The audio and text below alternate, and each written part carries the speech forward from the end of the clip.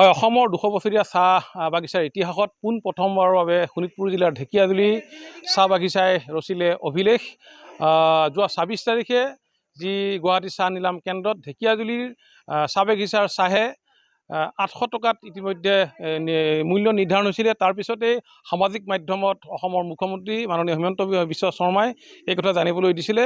কিন্তু যোৱাকালি পুনৰ ঢেকীয়াজুলিৰ চাহে গুৱাহাটী চাহ নিলাম কেন্দ্ৰত 1103 টকালৈ মূল্য নিৰ্ধাৰণ হোৱাত ইতিমধ্যে উৎফুল্লিত হৈ পৰিছে ইয়াৰ আচলতে দল সংগঠনৰ পৰা চাহ বাগিচাৰ কৰ্তৃপক্ষ। আৰু পোনপ্ৰথমবাৰৰ বাবে ঢেকীয়াজুলিৰ চাহ বাগিচাই আচলতে অভিলেখ ৰচনা কৰিলে। অসমৰ বা ৰাজ্যৰ ভিতৰতে প্ৰথমখন চাহ বাগিচা হিচাপে চিহ্নিত হৈছে ঢেকীয়াজুলি চাহ বাগিচা। মই বৰ্তমান উপস্থিত আছোঁ এই ঢেকীয়াজুলি চাহ বাগিচাত। মই দেখুৱাইছোঁ ঢেকীয়াজুলি চাহ বাগিচাৰ প্ৰতিগৰাকী চাহ শ্ৰমিকৰ এই ক্ষেত্ৰত অৱদান আছে, যিহেতু তেওঁলোকৰ কঠোৰ পৰিশ্ৰমৰ কাৰণে আচলতে আজি এনেধৰণে ঢেকীয়াজুলিৰ যি চাহ বাগিচাৰ চাহে গুৱাহাটী চাহ নিলাম কেন্দ্ৰত 1103 টকালৈ প্ৰতি কেজিত মূল্য নিৰ্ধাৰণ হৈছে। মই দেখুৱাইছোঁ এয়া হৈছে ঢেকীয়াজুলি চাহ বাগিচাৰ দৃশ্য।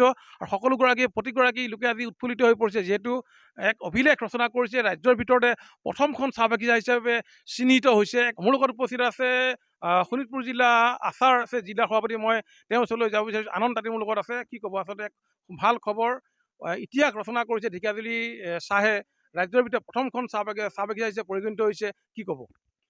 হয়, সঁচাকৈ আমি শোণিতপুৰ জিলাৰ ঢেকীয়াজুলি চাহ বাগিচা যি আমি গম পালোঁ যোৱা 26 তাৰিখে যি চাহ নিলাম কেন্দ্ৰত প্ৰতি কেজিত 800 টকাকৈ বিক্ৰী হৈছে। আৰু জেন-টি কোম্পানী নামৰ যি সংস্থাই 800 টকা প্ৰতি কেজিত তেখেতসকলে চাহ ক্ৰয় কৰিছিলে।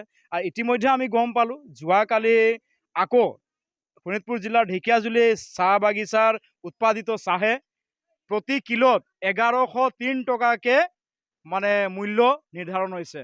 1103 টকাকৈ ঢেকীয়াজুলিৰ চাহ বিক্ৰী হৈছে প্ৰতি কেজিত আৰু চাহ নিলাম কেন্দ্ৰত। গতিকে বিশেষকৈ ঢেকীয়াজুলি চাহে ইতিহাস সৃষ্টি কৰিছে। আৰু আমি আদিবাসী ছাত্ৰ সন্থা হিচাপে গৌৰৱ অনুভৱ কৰিছোঁ। বিশেষকৈ অসমৰ বাবে এটা গৌৰৱ কথা, প্ৰত্যেকটা অসমীয়াৰ বাবে গৌৰৱৰ কথা। আপোনালোকে সকলোৱে জানে আজিৰ তাৰিখতো চাহ বাগিচাৰ শ্ৰমিকসকলে ন্যূনতম মজুৰি আইনৰ পৰা বঞ্চিত হৈ আছে। কিন্তু বিশেষকৈ আদিবাসী ছাত্ৰ সন্থাই আমি চাহ শ্ৰমিকসকলক লগতে ঢেকীয়াজুলি চাহ বাগিচাৰ কৰ্তৃপক্ষক আমি বিশেষভাৱে ধন্যবাদ জ্ঞাপন কৰিছোঁ। চাহ শ্ৰমিকসকলে ন্যূনতম আইনৰ পৰা বঞ্চিত থাকিও যি তেখেতসকলৰ পৰিশ্ৰম, ৰদে বৰষুণে যিসকল তেখেতসকলৰ পৰিশ্ৰম ত্যাগ কষ্ট কৰি যি আজি চাহে এটা অভিলেখ সৃষ্টি কৰিছে, আমি সঁচাকৈ আদিবাসী ছাত্ৰ সন্থা হিচাপে গৌৰৱান্বিত কৰিছোঁ। আৰু চাহ শ্ৰমিকৰ এজন সন্তান হিচাপে আমি সঁচাকৈ গৌৰৱ অনুভৱ কৰিছোঁ। এইকাৰণে কাৰণ চাহ শ্ৰমিকৰ যিটো পৰিশ্ৰম, চাহ শ্ৰমিকৰ যিটো তেজ, চাহ শ্ৰমিকৰ যিটো ত্যাগ, আজি সেইকাৰণে যিটো ঢেকীয়াজুলিৰ চাহে প্ৰতি কিলোত 1103 টকাকৈ চাহ নিলাম কেন্দ্ৰত এইবাৰ দাম ধাৰ্য কৰিছে। বিশেষকৈ আমি গৌৰৱ অনুভৱ কৰিছোঁ। আশা কৰিছোঁ অসমৰ মুখ্যমন্ত্ৰী ডক্টৰ হিমন্ত বিশ্ব শৰ্মাক আমি দেখিছিলোঁ যোৱা 26 তাৰিখে যিটো নিলাম কেন্দ্ৰত চাহৰ 800 টকাকৈ কেজি তেখেতসকলে স্পষ্টভাৱে নিজৰ ফেচবুকত টুইট কৰিছিলে। আশা কৰিছোঁ চাহ শ্ৰমিকৰ যিটো দৈনিক মজুৰি তেখেতে কোৱাৰ দৰে 500 টকাকৈ বৃদ্ধি কৰিম বুলি তেখেতসকলে নিৰ্বাচন আগত প্ৰতিশ্ৰুতি দিছিলে।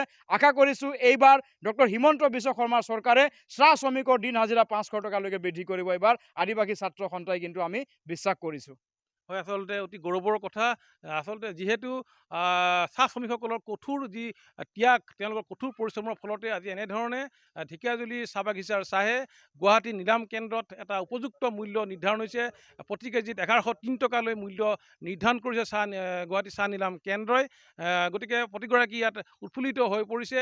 তেখেতসকলে আশা কৰিছে যে অসমৰ মাননীয় মুখ্যমন্ত্ৰীগৰাকীয়ে যাতে অনাগত দিনত চাহ শ্ৰমিকৰ যি কঠোৰ পৰিশ্ৰম বা তেওঁলোকৰ যি কঠোৰ ত্যাগৰ প্ৰতি লক্ষ্য ৰাখি চাহ শ্ৰমিকসকলৰ যি নিৰ্ধাৰিত দৰমহা বৰ্তমান আছে তাতকৈ যেন অনাগত দিনত তেওঁলোকৰ দৰমহা 500 টকালৈ বৃদ্ধি কৰে, সেই কথাই আহ্বান জনাইছে আদিবাসী ছাত্ৰ সন্থাৰ শোণিতপুৰ জিলা সমিতিৰ সভাপতি আনন্দ তাঁতীয়ে।